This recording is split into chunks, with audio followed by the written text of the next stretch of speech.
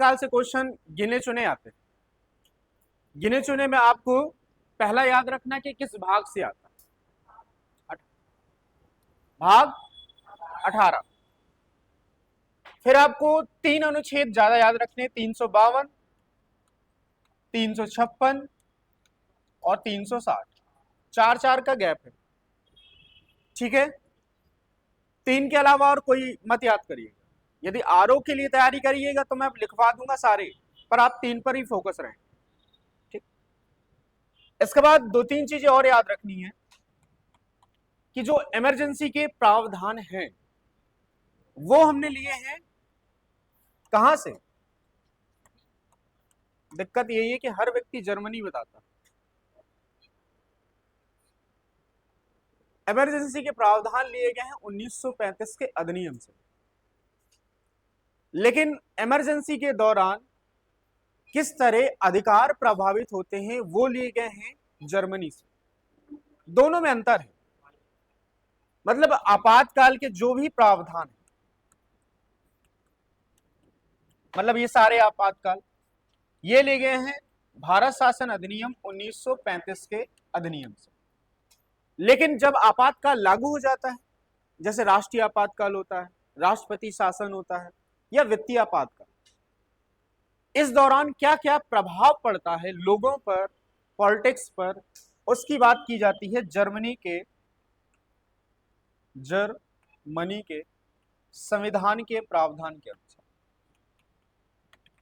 अब दिक्कत यह है कि ऑप्शन जरूर देखिएगा जब भी ये क्वेश्चन आए, उसमें यदि जर्मनी दिए हुए, जैसे मान के चलिए पूछ ले कि आपातकाल के प्रावधान हमने कहां से लिए, एक लिखा हो यूएसए, एक लिखा हो ब्रिटेन, और एक लिखा हो साउथ अफ्रीका, और एक लिखा हो जर्मनी, तो आप कौन सा आंसर मानेंगे फिर। लेकिन जब दोनों में से ये दिए हो, अफ्रीका के जगह गवर्नमेंट ऑफ इंडिया 1935 दिए हो, ऑप्शन थोड़ा सोच समझ के देखना, क्योंकि आयोग भी अभी अभी पुराने रवैये पर चलता है। क्योंकि पेपर जो बनाते हैं ना तो वो अलग ही मूड में रहते हैं, उनका अलग ही स्वैग रहता है। तो नॉर्मली आपको भी बचपन से यही सिखाया जाता है कि जर्मनी के संविधान से ही हमने आपातकाल के प्रावधान लिए। लेकिन यदि डिटेल से पढ़ेंगे तो जर्मनी में आपातकाल जैसी कोई ऐसी खतरनाक स्थिति नहीं। भारत में आपातकाल लगते ही रहते थे, इसलिए भारत में ये जरूरी। तो शुरुआत की 2-3 लाइनें हैं जैसे लिखना होगा और पेपर में इन्हें रट लेना है, लिखो। बाकी तो प्रोसीजर बता दूंगा, बाकी पेपर में वो नहीं आता। लिखो, भारतीय संविधान में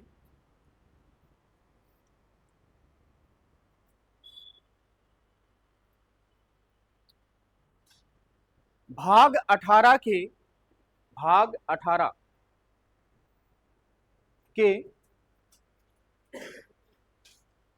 आपातकालीन प्रावधानों को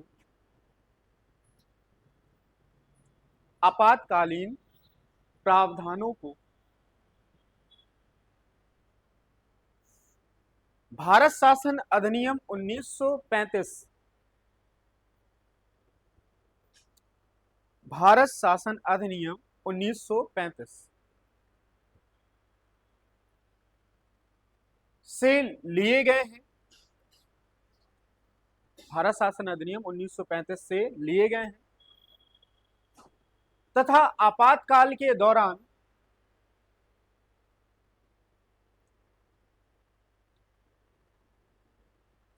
मौलिक अधिकारों पर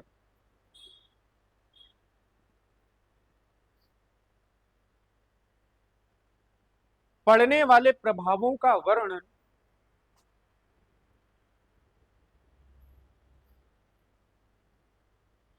या अन्य प्रकार का प्रभाव, मौलिक अधिकारों पर पड़ने वाला प्रभाव या अन्य प्रकार का प्रभाव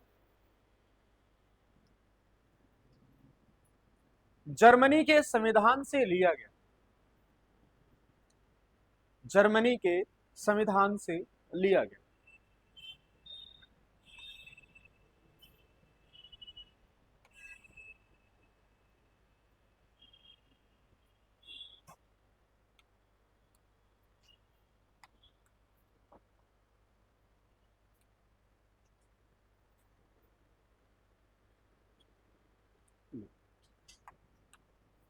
नीचे से लिख लो। भारतीय संविधान में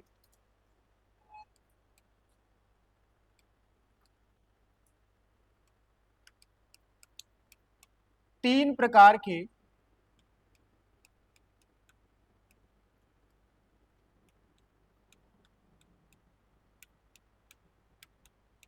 आपातकाल दिए गए।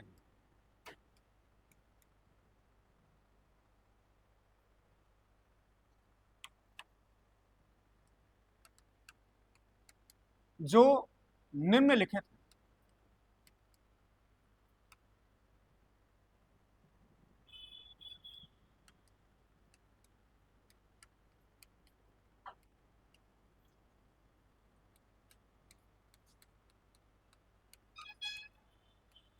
पहली हेडिंग डाल लो, आपातकाल की घोषणा।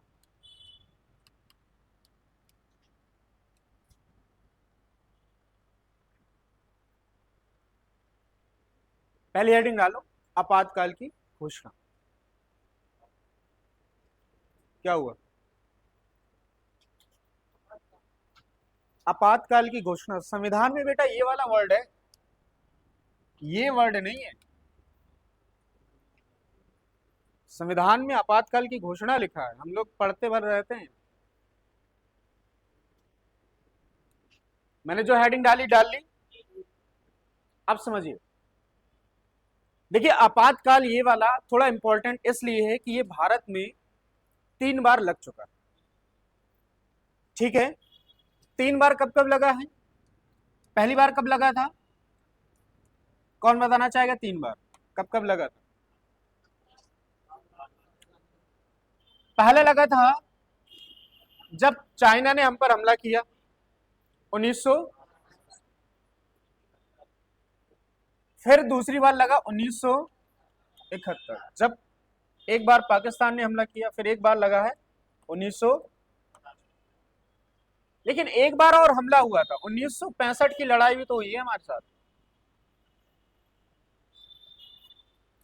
तो हम 4 बार क्यों नहीं पढ़ते? यदि आप नॉर्मली दिमाग लगा के आंसर निकालना चाहे, मान के चलिए पढ़ाना होता और आपको मैंने बताया होता कि जब भी भारत में युद्ध हुए तब तब राष्ट्रीय आपातकाल लगाया गया है, एक बार बिना युद्ध के भी आपातकाल लगाया गया, तो आप काउंट करने लगते। एक बार चाइना के साथ 62 में हुआ, फिर 65 में पाकिस्तान ने हमला कर दिया, 71 ने फिर पाकिस्तान ने हमला किया, तो 3 बार हो गए। और चौथी बार आप कहते कि इंदिरा गांधी ने लगा दिया। तो दिमाग लगाते आप 4 लगा के आते यदि नॉर्मली ना पढ़ो। लेकिन जो आपातकाल 62 वाला चल रहा था वो 1968 तक चलता रहा।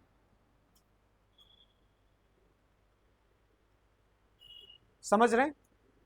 और 68 से पहले ही तो 65 आता, तो उस दौरान भी आपातकाल लगा हुआ था, तो किसी भी प्रकार का अन्य आपातकाल लगाने की जरूरत नहीं। ठीक, क्लियर रख। पेपर में देखिए फैक्चुअल डेटा मैं आपको खुद दे दूंगा, पेपर में यही पूछते हैं सर। ठीक, अब समझिए, राष्ट्रीय आपातकाल या आपातकाल की घोषणा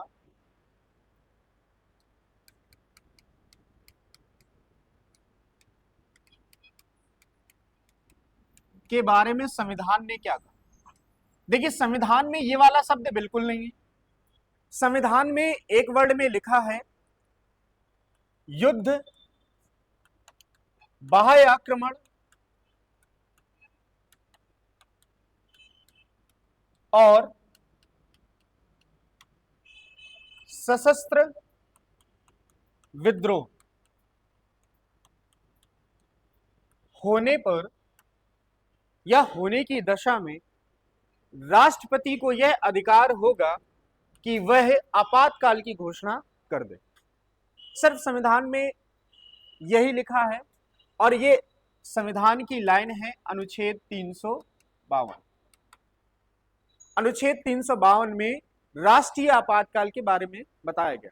पेपर में क्या पूछा करते हैं कि राष्ट्रीय आपातकाल या आपातकाल की घोषणा किस अनुच्छेद से लिया गया, तो अनुच्छेद नंबर कौन सा है, इसको आप रट लीजिए। ठीक, इसमें क्या लिखा है, युद्ध, बाह्य आक्रमण और सशस्त्र विद्रोह। कहने का तात्पर्य हुआ कि भारत में 3 तरह से आपातकाल लगाया जा सकता है। पहला, युद्ध हो जाए, बाह्य आक्रमण, और एक है सशस्त्र। मतलब 3 आधार पर राष्ट्रपति भारत में राष्ट्रीय आपातकाल लगा सकता है। ये जो शब्द है इसे जोड़ा गया था बाद में।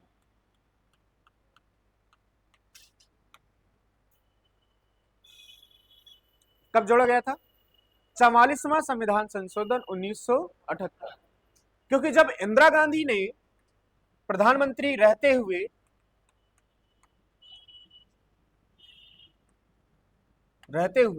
जो आपातकाल लगाया था वो था आंतरिक अशांति।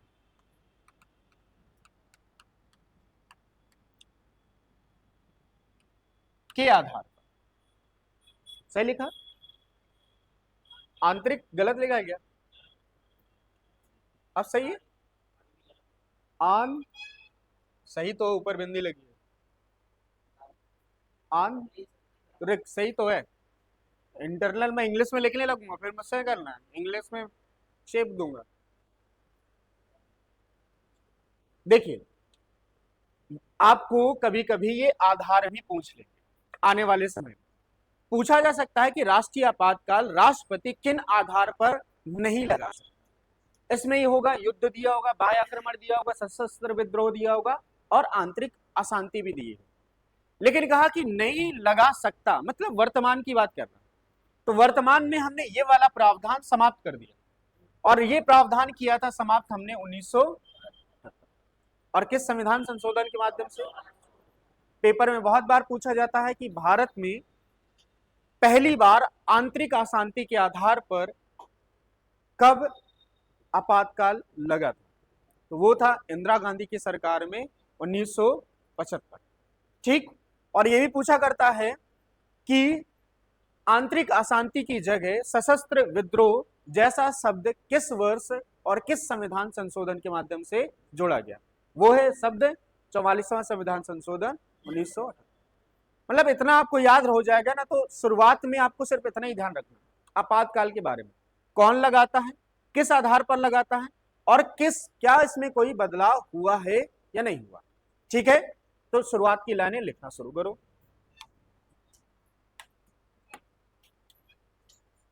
लिखो, अनुच्छेद 352 के अनुसार, अनुच्छेद 352 के अनुसार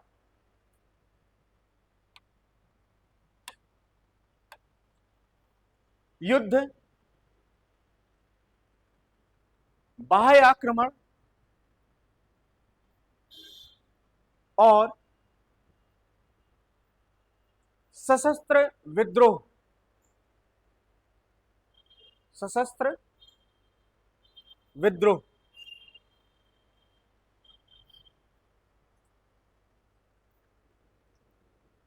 के आधार पर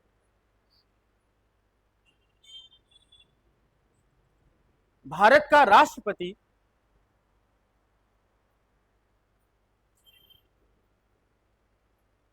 आपातकाल की घोषणा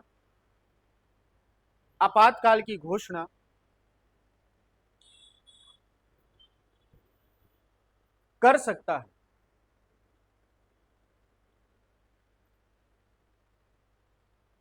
जिसे राष्ट्रीय आपातकाल भी कहते हैं, जिसे राष्ट्रीय आपातकाल भी कहते हैं।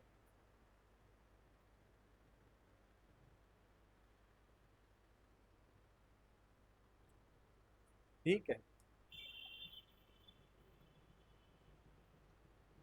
भारत में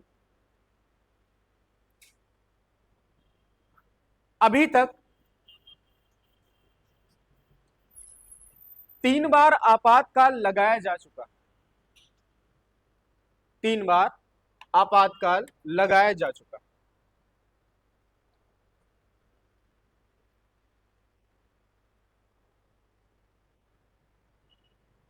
जिसमें युद्ध के कारण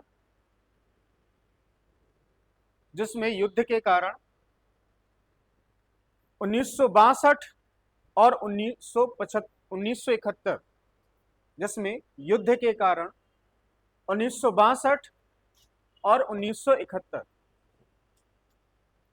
और इंदिरा गांधी की सरकार में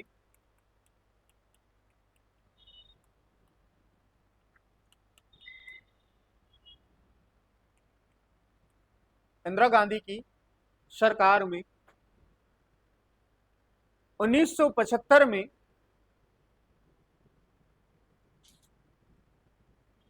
आंतरिक अशांति के आधार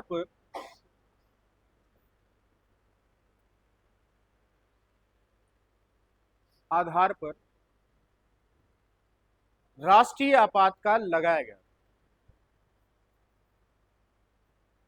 राष्ट्रीय आपातकाल लगाया गया।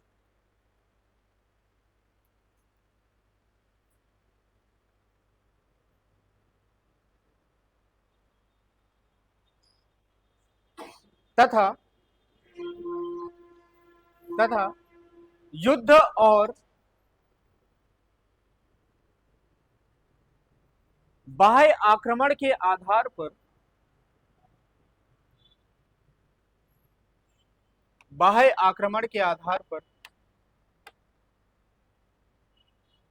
लगाए गए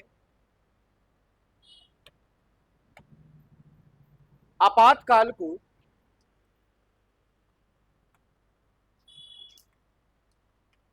बाह्य आपातकाल कहते हैं। बाह्य आपातकाल कहते हैं, एक्सटर्नल इमरजेंसी आपातकाल कहते हैं। वहीं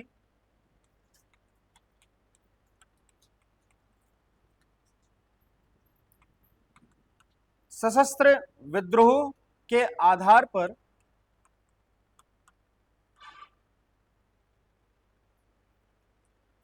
लगाए गए आपातकाल को लगाए गए आपातकाल को आंतरिक आपातकाल कहते हैं।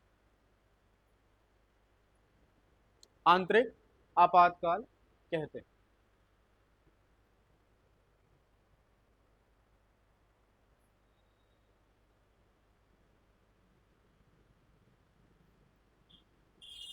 नोट लिखो एक तो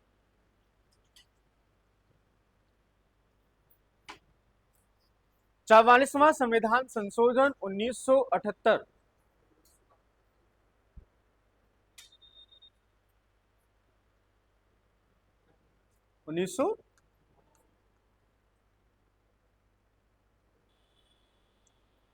आंतरिक अशांति की जगह सशस्त्र विद्रोह शब्द जोड़ा गया के द्वारा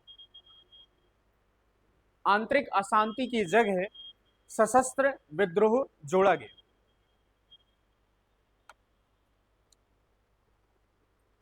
आंतरिक अशांति शब्द की जगह सशस्त्र विद्रोह जोड़ा गया।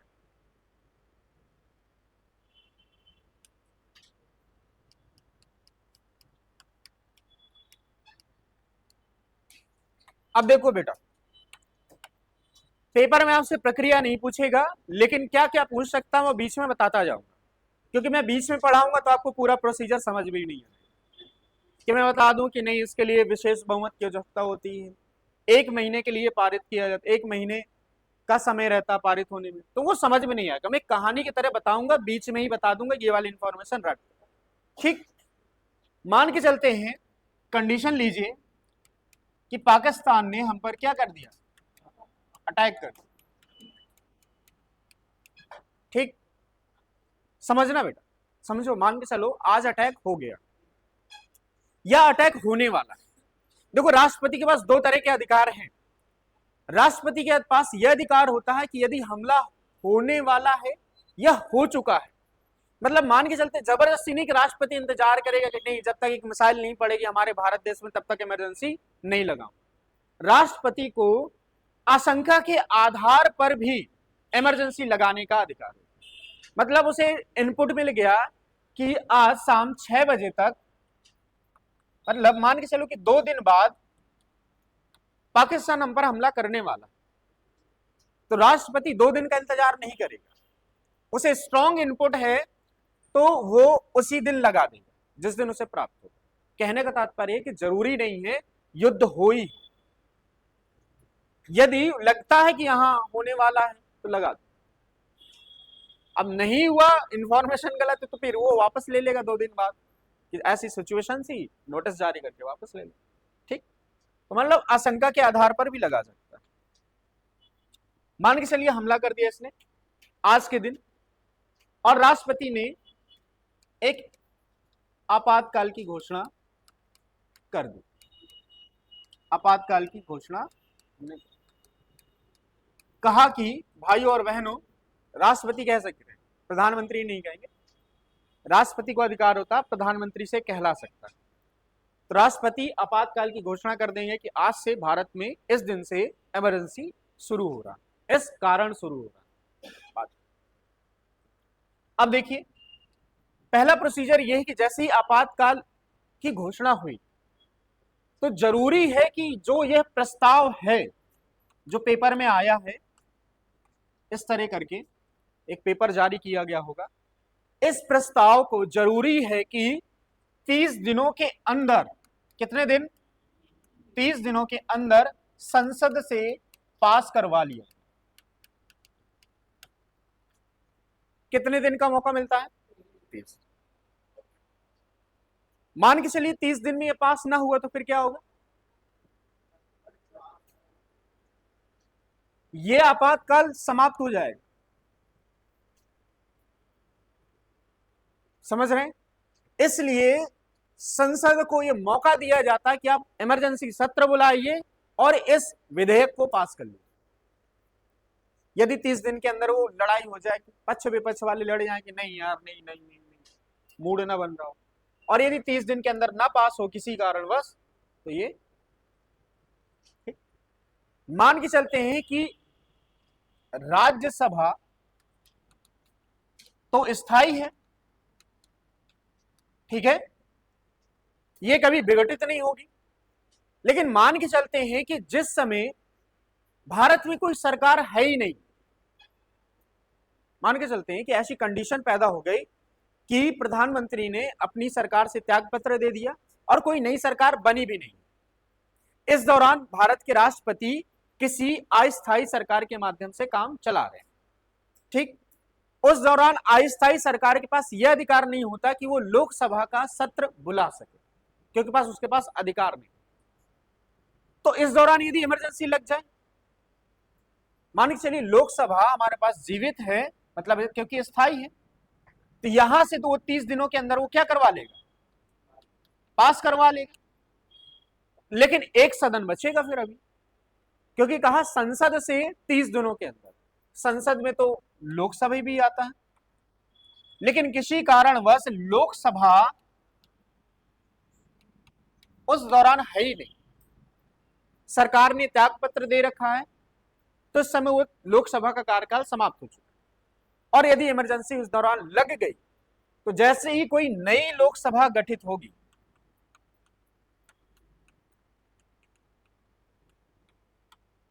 होगी 30 दिनों के अंदर क्या करवाना होगा? पास। लोकसभा को भी 30 दिन का मौका दिया। मान के चलिए ये वाला सेशन चल रहा है, सत्र चल रहा है, और ये वाला सत्र नहीं चल रहा।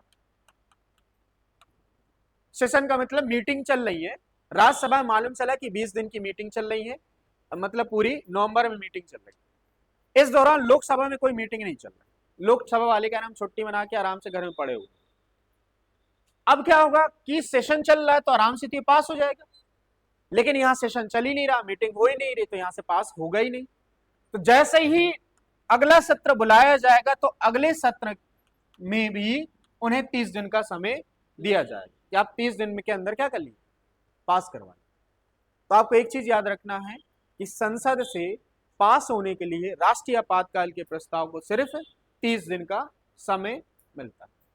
क्योंकि बाकी अन्य में जब आपको पढ़ाऊंगा कि राष्ट्रपति शासन और वित्तीय आपातकाल, तो वहां 30 दिन की जगह हो जाता है 60 दिन।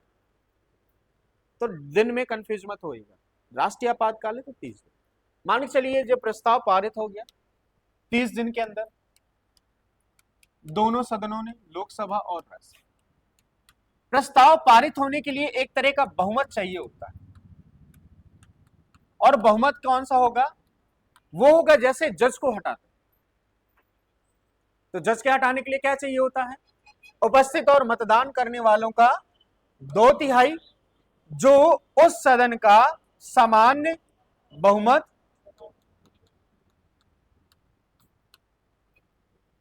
ठीक।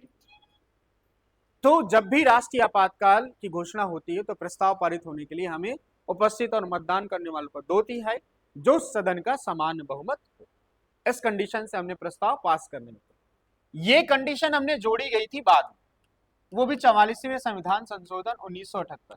बेटा बहुत सारा जोड़ा गया है, मैं बता रहा हूं, लिख पाऊंगा नहीं ज्यादा। पहले क्या होता था कि साधारण बहुमत से इस प्रस्ताव को पास करवा लिया। साधारण बहुमत का मतलब था उपस्थित और मतदान करने वालों का बहुमत, इसमें सदन की संख्या काउंट ही नहीं होती। साधारण बहुमत से इंदिरा गांधी ने इसका तो दुरुपयोग खूब किया। हालांकि संविधान के अनुसार ही उन्होंने ये सारी चीजें की थी, क्योंकि उसमें आंतरिक अशांति लिखा था, लेकिन डिफाइन नहीं किया था कि आंतरिक अशांति का मतलब है क्या। डिफाइन नहीं है, आज भी डिफाइन नहीं है। सशस्त्र विद्रोह का मतलब क्या है? मोहल्ले का सशस्त्र विद्रोह, जिले का सशस्त्र विद्रोह, कोई डिफाइन नहीं। यदि इस पावर का मिसयूज करना हो तो मान के चलिए एक जिले में खूब सारे दंगे हो जाए और दंगे कंट्रोल ना हो, जैसे मणिपुर में हुआ, तो मणिपुर में चाहते तो राष्ट्रीय आपातकाल लगा सकते, क्योंकि वहां क्या था, सशस्त्र विद्रोह हो रहे थे, दोनों गुट एक दूसरे को मार रहे हैं। विद्रोह का मतलब क्या हुआ? सशस्त्र का मतलब होता है शस्त्र से विद्रोह करना, मार काट करना। ठीक है, तो कुछ नहीं करना, बस ये 30 दिन में पास हुआ, बहुमत से पास कर दिया। इसके बाद क्या किया जाता है कि कोई भी एक बार प्रस्ताव जब पास किया जाता है तो उसकी अवधि होती है 6 माह की। कितने महीने की? और संसद क्या करती है, इसी 6 माह के अंदर ही दूसरा पास करवाकर फिर 6 माह एक्सटेंड कर देती है।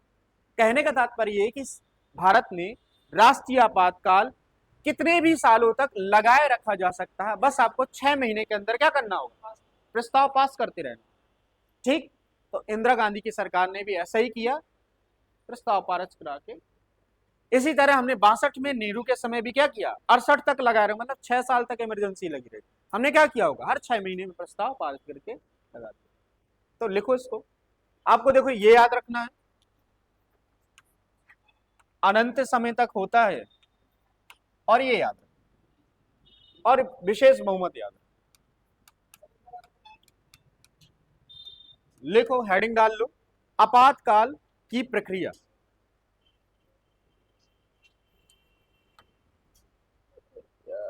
आपातकाल की प्रक्रिया स्पीड से लिखेंगे, रॉकेट की स्पीड से लिखिए। इसमें आपातकाल की घोषणा से संबंधित प्रस्ताव को, आपातकाल की घोषणा से संबंधित प्रस्ताव को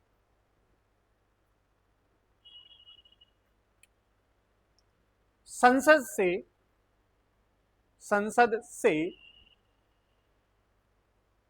30 दिनों के अंदर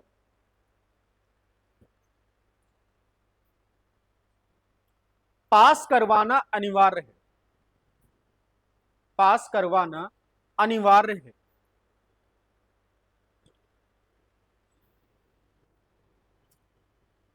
अन्यथा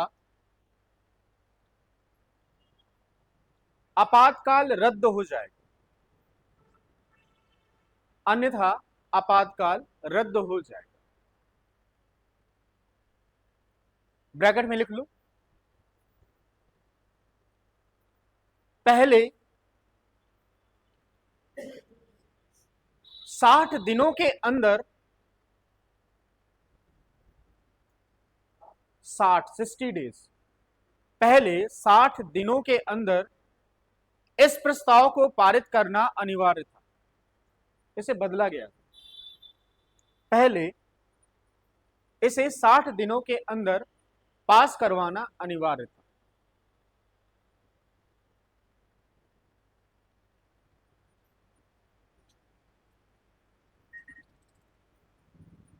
तो पहले कितने दिन का मौका मिला करता था? 60। लेकिन बाद में 44वां संविधान संशोधन किया गया और उसमें प्रावधान ला गया कि 60 की जगह हम कितना दिन देंगे? 10। आगे लिखो। यदि कोई एक सदन का सत्र न चल रहा हो, यदि कोई एक सदन का सत्र न चल रहा हो, तो जैसे ही नया सत्र शुरू होगा, जैसे ही नया सत्र शुरू होगा,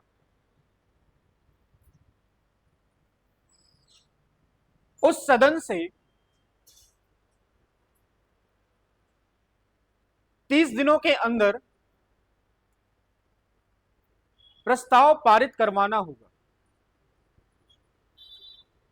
प्रस्ताव पारित करवाना होगा।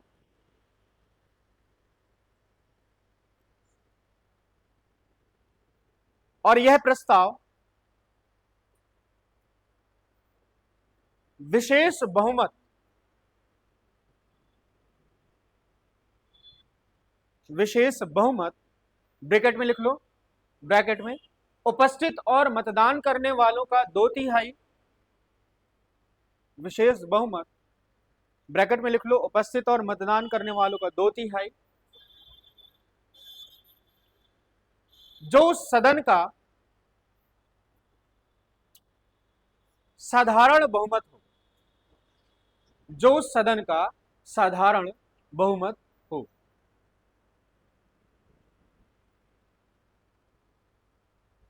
Bracket close.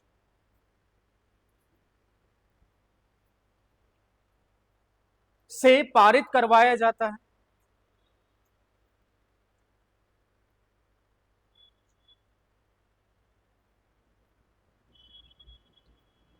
जिसके प्रभाव की अवधि, जिसके प्रभाव की अवधि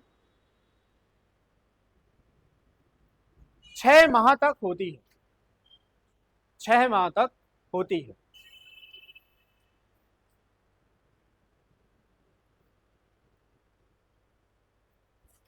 और यह प्रस्ताव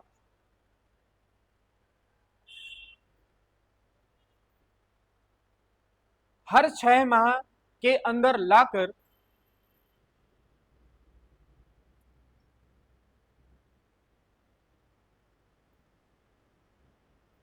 आपातकाल को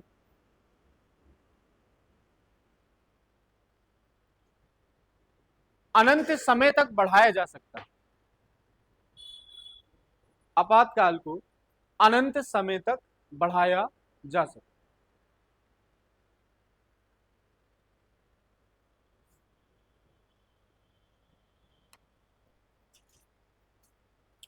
तथा लोकसभा का कार्यकाल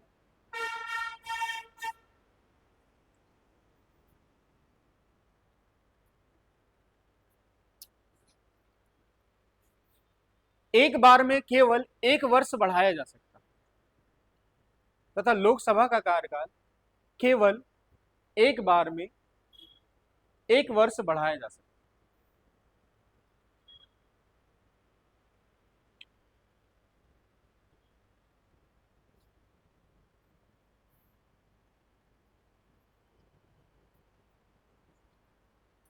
एक नोट लिखो,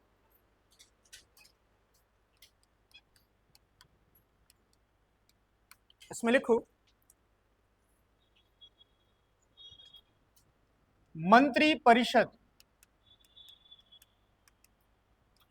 मंत्री परिषद की लिखित सिफारिशों के आधार पर ही मंत्री परिषद की लिखित सिफारिशों के आधार पर ही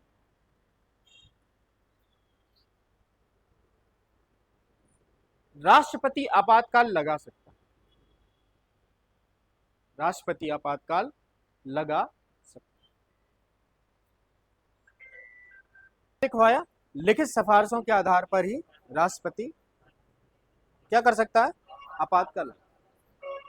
देखिए क्या हुआ, जब पीएम साहब थी इंदिरा गांधी, इंदिरा गांधी ने क्या किया था, बिना मंत्रिपरिषद से विचार विमर्श किए स्वयं के राष्ट्रपति को कह दिया कि आपातकाल लगा। और जब आपातकाल लग गया तो उसके बाद उन्होंने मंत्रिपरिषद की मीटिंग बुलाई और कहा कि मैंने आपातकाल लगा दिया है, मीटिंग खत्म, जाओ घर। इसलिए उन्हें आयरन लेडी, बोल्ड लेडी कहा जाता है। मतलब वो किसी से डरती नहीं। ऐसा माना भी जाता है कि उन्होंने अपनी जो उनका ऑफिस था, उन्होंने सारी कुर्सियां हटवा दी। कोई भी मंत्री विधायक जाएगा तो खड़ा रहेगा, ऐसा माना जाता। मैंने तो देखा नहीं, जिसने देखा वो भी बता सकता। मतलब होता ना, जब मीटिंग हॉल में जाते हैं या आप उनसे मिलने जाएंगे तो चेयर रहती हैं 2 ठो, बैठ जाओ। उन्होंने चेयर ही हटवा दी, कोई नहीं बैठेगा, सब खड़ा रहे। तो इंदिरा इंदिरा थी। Indira that is India, India that is Indira, slogan चला था उस दौरान कि इंदिरा ही भारत है और भारत ही इंदिरा है। इतना पावरफुल था। जब 1971 की लड़ाई हुई थी तो अमेरिका ने एक अपना जहाज भेजा था, जंगी जहाज। उन्होंने कहा था कि इस जंगी जहाज आ तो रहा है, सो वापस मत जाने दो। पाकिस्तान की सपोर्ट के लिए आ रहा था, अमेरिका ने भेजा। अमेरिका ने यहां से भेजा, रूस ने हमारे लिए वहां से भेजा। लेकिन नेवी से इंदिरा ने सिर्फ एक ही शब्द कहा, अमेरिका का जहाज आ रहा है, जाने नहीं देना। बस जाने का मतलब है उसकी ऐसी तैसी कर देना, ताकि अमेरिका को पता चल जाए कि इंडिया से पंगा लेना महंगा पड़ेगा। हालांकि जैसे ही रसिया ने भेजा तो फिर वो वापस चला गया, क्योंकि मालूम था कि इंडिया और के सपोर्ट में खुल के युद्ध होने लगेगा। तो याद रखना, अमेरिका हमारा भारत का कभी सगा नहीं रहा, ना रहेगा। ठीक है, अमेरिका सिर्फ अपना इंटरेस्ट देखता है। आज उसे प्रॉफिट हो रहा तो हमारे कंधे पर सर रखेगा, जिस दिन हमसे नुकसान होगा तो अगले बार वो पाकिस्तान के कंधे पर सर रखेगा, उसकी आदत। सिर्फ रूस हमारे साथ हमेशा खड़ा रहा है, अभी से अभी तक रूस ने कभी हमें धोखा नहीं दिया। भारत ही कभी धोखा दे दे तो अलग बात। हो गया, प्रभाव लिख गया। लिखो महत्वपूर्ण बिंदु या प्रभाव, महत्वपूर्ण बिंदु या प्रभाव, बस एक एक करके समझ लेते। देखिए पेपर में क्या पूछा करता है कि जब राष्ट्रीय आपातकाल लगा होगा, राष्ट्रीय आपातकाल लगा होगा तो क्या उस दौरान जो राज्य की सरकारें होती, स्टेट गवर्नमेंट होती है जैसे, क्या वह सरकारें बर्खास्त कर दी जाती हैं या नहीं? तो इसका आंसर है नहीं। सरकारें अपना काम करती रहती, सरकार को बर्खास्त नहीं किया जाता, सरकार अपना काम करती रहती। लेकिन जो सरकार के पास पावर है राज्य की, वो सारी की सारी चली जाती हैं केंद्र के पास। और केंद्र क्या करता है फिर? राज्य सूची पर भी क्या कर सकता है? कोई भी कानून बना सकता। राष्ट्रीय आपातकाल में सबसे बड़ा झोल ये होता है कि सरकारें तो चल रही हैं, उन्हें खत्म नहीं करेंगे, पर तुम्हारी सारी पावर हमने ले ली। ठीक, तो वो आपको ये याद रखना कि राष्ट्रीय आपातकाल के दौरान सरकार समाप्त नहीं होती राज्यों की, लेकिन उनकी सारी शक्तियां कौन ले लेता है? केंद्र सरकार या संसद। ठीक। दूसरा, इस दौरान क्या होता है कि जो आपके मौलिक अधिकार होते हैं, कौन से अधिकार? मौलिक अधिकार प्रभावित होते हैं।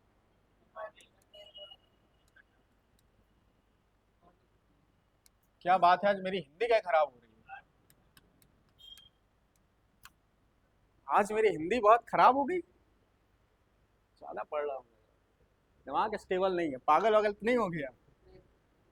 चेकअप करवाना पड़ेगा आज। मौलिक अधिकार प्रभावित होते हैं। आपको याद रखना है कि मौलिक अधिकार सिर्फ राष्ट्रीय आपातकाल के दौरान ही प्रभावित हो सकते हैं। अन्य दो तरह के आपातकाल पढ़ाऊंगा, जिसमें राष्ट्रपति शासन और वित्तीय आपातकाल है, वहां किसी भी प्रकार से मौलिक अधिकार प्रभावित नहीं। तो क्वेश्चन आ सकता है कि किस आपातकाल के दौरान मौलिक अधिकार प्रभावित होते हैं, तो उसका आंसर क्या होगा? राष्ट्रीय आपातकाल। कौन कौन से मौलिक अधिकार प्रभावित होते हैं? पहला है कि 19, ये पूरी तरह समाप्त हो जाता है। आपको बोलने उलने की आजादी नहीं रहती, ना घूमने को कह सकते कि नहीं हमें अब घूमने जाना, नानी के घर जाना है तो पुलिस वाले डंडा लिए रहेंगे और ऐसा मारेंगे कि लाल मुंह का बंदर कर देंगे। मतलब जो हमने अनुच्छेद आपको 19 के तहत आपको जो स्वतंत्रताएं पढ़ाई है, 6, बोलने की, सम्मेलन करने की, संघ बनाने की, घूमने की, रहने की, व्यापार करने की, सारी सस्पेंड। 2 सस्पेंड नहीं होती, वो है 20 और 21। बड़ा कॉन्ट्राडिक्टरी है 21 और 19 में। गरिमापूर्ण में बहुत सारी चीजें आती हैं, पर क्या कर सकते। आपातकाल के दौरान इन दोनों को छोड़कर बाकी सारे आर्टिकल या अनुच्छेद मौलिक अधिकार के समाप्त हो जाते। ठीक, समझ में आया कुछ? कौन से आर्टिकल नहीं समाप्त होते? 20 और बाकी। तो 2 पॉइंट ये लिख लो, यही 2 पॉइंट लिखवाने लायक होते हैं। लिखो, आपातकाल के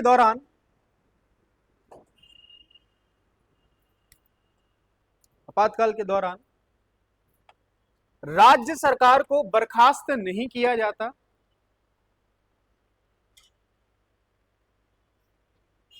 बल्कि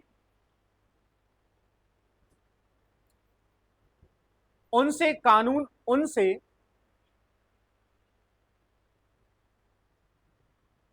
उनकी शक्तियां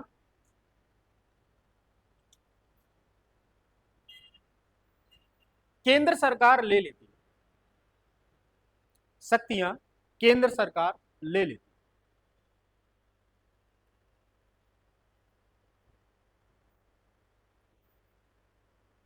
और इसलिए वह राज्य सूची पर भी कोई भी कानून बना सकती है। इसलिए वह राज्य सूची पर भी कोई भी कानून बना सकती है।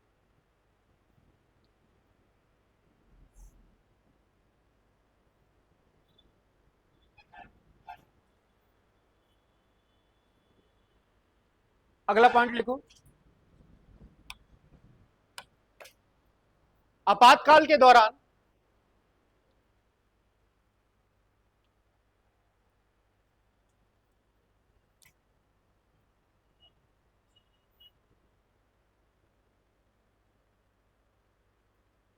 अनुच्छेद 20 और 21 को छोड़कर, अनुच्छेद 20 और 21 को छोड़कर बाकी सभी मौलिक अधिकार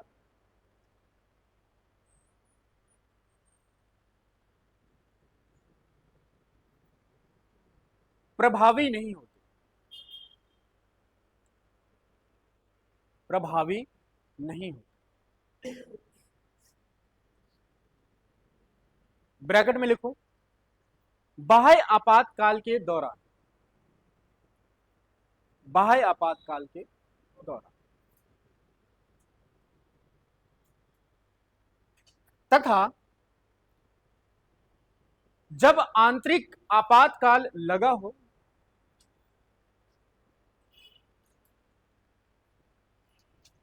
आंतरिक आपातकाल लगा हो, तब अनुच्छेद 19,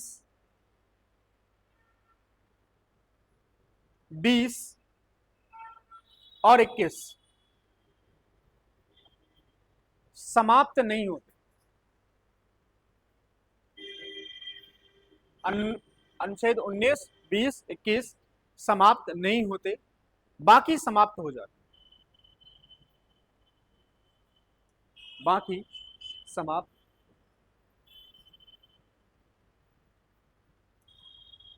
मतलब जब भारत में युद्ध चल रहा होगा तो 19 वाला आर्टिकल समाप्त, लेकिन सशस्त्र विद्रोह के आधार पर लगाया गया तो 19 वाला समाप्त नहीं होगा। ठीक है, दो तो पहले से मिल रहे हैं, एक और एक्स्ट्रा मिल रहा है। तीसरा पॉइंट लिखो,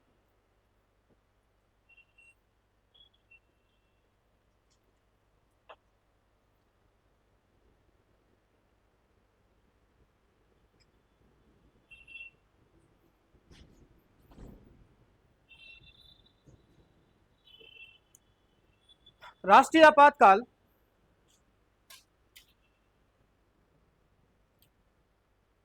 को राष्ट्रीय आपातकाल को राष्ट्रपति एक नई उद्घोषणा करके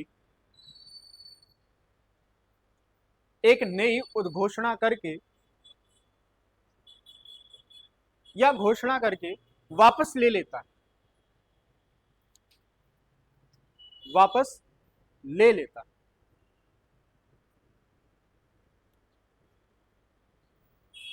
तब आपातकाल समाप्त हो जाएगा,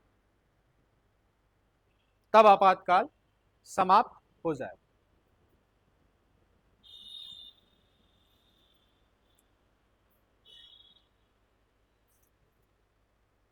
और यदि साधारण बहुमत से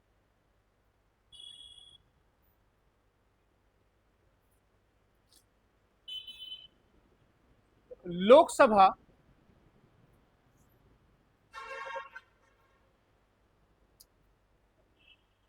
आपातकाल के समाप्त वाले प्रस्ताव को, लोकसभा आपातकाल वाले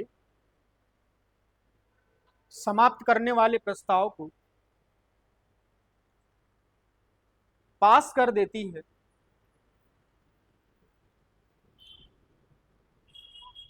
समाप्त करने वाले प्रस्ताव को पास कर देती है, तब भी आपातकाल समाप्त हो जाएगा।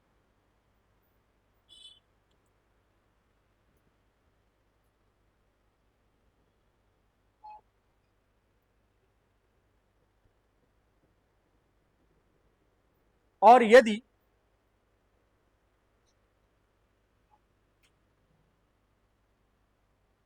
लोकसभा के 1/10 सदस्य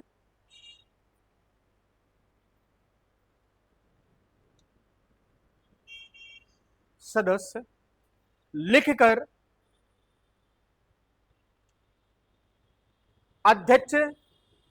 अध्यक्ष से सिफारिश करते हैं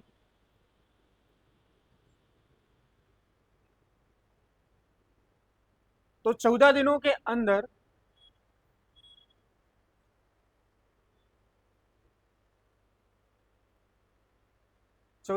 अंदर समाप्त करने वाले प्रस्ताव पर चर्चा करनी होती है।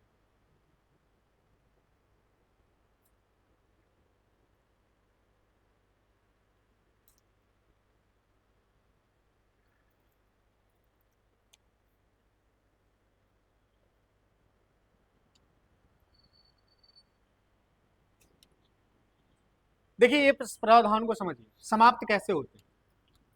समाप्त है कि पहला कि राष्ट्रपति को अधिकार दे दिया कि जब मन चलेगा वो वापस ले लेगा, तो समाप्त हो जाएगा।